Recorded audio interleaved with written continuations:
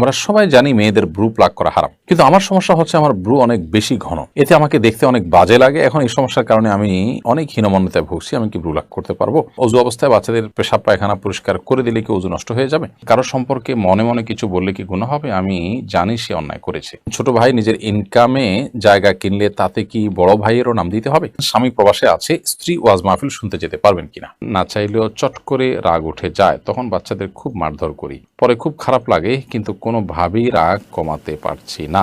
এখন আমি কি করব? কোরআন শরীফ তেলাওয়াত করার সময় আজান দিলে আগে কি আজানের জবাব দিতে হবে? আমার স্বামী প্রচুর ধূমপান করে, তাকে কিভাবে ধূমপান ছাড়াবো? চলুন তাহলে আর বিলম্ব না করে আপনাদের প্রশ্নের উত্তর আলোকিত ভবনে আমরা প্রবেশ করি। নজম দ্বারা আপনি লিখেছেন, কোরআন শরীফ তেলাওয়াত করার সময় আজান দিলে আগে কি আজানের জবাব দিতে হবে?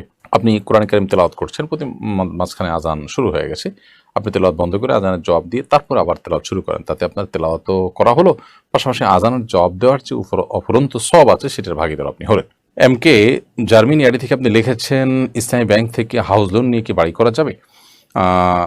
যদিও ইসলামী ব্যাংকগুলো ইসলামী ব্যাংকিংয়ের কথা বলে, কিন্তু সেখানে আমরা জানি যে নানা রকমের সীমাবদ্ধতা থাকে, নানা রকমের ত্রুটি থাকে, সেজন্য এগুলো অ্যাভয়েড করতে পারলে ভালো। যদি আপনি অ্যাভয়েড না করেন তাহলে সেক্ষেত্রে হাউস লোনের যে শরিয়া স্বীকৃত পদ্ধতি সেটাই যেন অ্যাপ্লাই হয়, সেজন্য ইমপ্লিমেন্ট হয়, সেটা যেন বাস্তবায়ন হয়, সেটি আপনি নিশ্চিত হওয়ার চেষ্টা করবেন এবং অফিসাররা যেন হুবহু ওইটাই যেন করেন।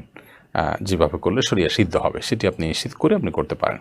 মিটু খারাম লিখেছেন, বারবার ছেলে পক্ষ দেখতে আসে কিন্তু বিয়ে ভেঙে যায়, এভাবে বারবার ছেলেদের সামনে যাওয়া বা তাদের ছবি আমার পক্ষে কতটুকু উচিত হচ্ছে? পাশাপাশি আমার বিয়ের বয়স পেরিয়ে যাচ্ছে, কিন্তু দিনদারিকে প্রাধান্য দেওয়ার কারণে বিয়ে হতে দেরি হচ্ছে, এ বিষয়ে আমার করণীয় কি?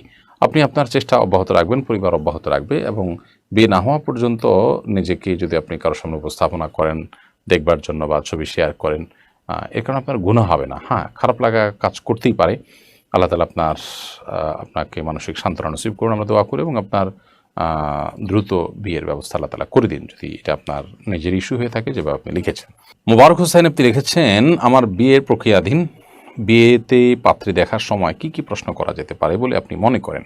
জানিয়ে বাধিত করবেন। ভাই মোবারক হোসেন, বিয়েতে পাত্রী দেখার সময় প্রথমত দেখা দরকার পাত্রের দিনদারিতা, তিনি কোরআন হাদিসকে কতটা ফলো করে চলেন, আল্লাহর কাছে নিজেকে কতটা ন্যস্ত করেন, কোরআন হাদিসের যে কোনো নির্দেশকে তিনি অকপটে মানেন কিনা। যদি এটা এক মুহূর্তের আপনার সাক্ষাৎকারের মাধ্যমে নিশ্চিত হওয়া কঠিন, এটার জন্য প্রয়োজনে আপনার অন্যদের সাথে যারা তাকে চিনেন ব্যক্তিগতভাবে তাদের সাথে শেয়ার করতে হয়, তাদের কাছ থেকে জানার চেষ্টা করতে হয়, বিভিন্ন অ্যাঙ্গেল থেকে তিনি কাদের সাথে উঠা বসা করেন সেখান থেকে আইডিয়া নেওয়ার চেষ্টা করতে হয়। আর হাত চৌধুরী লিখেছেন, আমার স্বামী প্রচুর ধূমপান করে, তাকে কিভাবে ধূমপান ছাড়াবো? প্রথমত কোনো ডাক্তারের শরণাপন্ন হতে পারেন, যিনি ধূমপানের ক্ষতিকর দিকগুলো সুন্দর করে বুঝাবেন, কাউন্সেলিং করবেন। সেই সাথে কোনো আলেমের শরণাপন্ন হতে পারেন, দিনই প্রোগ্রামে দিনই আয়োজনে তাকে নিতে পারেন। রমজান মাসের চেষ্টা করলেই ধূমপান থেকে মানুষকে বের করে আনা যায়, সেই চেষ্টা আপনি করতে পারেন। কারণ রমজান মাসে অল্প সময়ের জন্য যারা রোজা রাখেন, অল্প সময়ের জন্য সুযোগ পান রাতের বেলায়, ম্যাক্সিমাম রাতের বেলায় তিনি ঘুমিয়ে থাকেন, তারাবি পড়েন, আবার দিনের বেলা তিনি তো রোজা রাখেন, যার কারণে খুব অল্প কয়েক ঘন্টা একটু কষ্ট করে থাকতে পারলেই কিন্তু অভ্যাসটা ছেড়ে দেওয়া যায়। মির্জা সানি আপনি লিখেছেন, ছোট ভাই নিজের ইনকামে জায়গা কিনলে তাতে কি বড় ভাইয়েরও নাম দিতে হবে? তাদের বাবা বড় ভাইয়ের নাম দেয়নি বলে পরিবারে ঝামেলা করে, ছোট ছেলেকে কথা শোনায়, এ বিষয়ে ইসলাম কি বলে? ছোট ভাই নিজের ইনকামে জমি জমা কিনলে সেখানে বড় ভাইয়ের নাম দেওয়া জরুরি না। বাবা মা এগুলো বুঝতে চান না, অনেক সময় বাবা মাকে বোঝাতে হবে, প্রয়োজনে বিজ্ঞ প্রাজ্ঞ ওলামা ইকরামের সান্নিধ্যে নিয়ে যেতে হবে এবং তাদের মাধ্যমে তাদের কাউন্সেলিং করার চেষ্টা করতে হবে।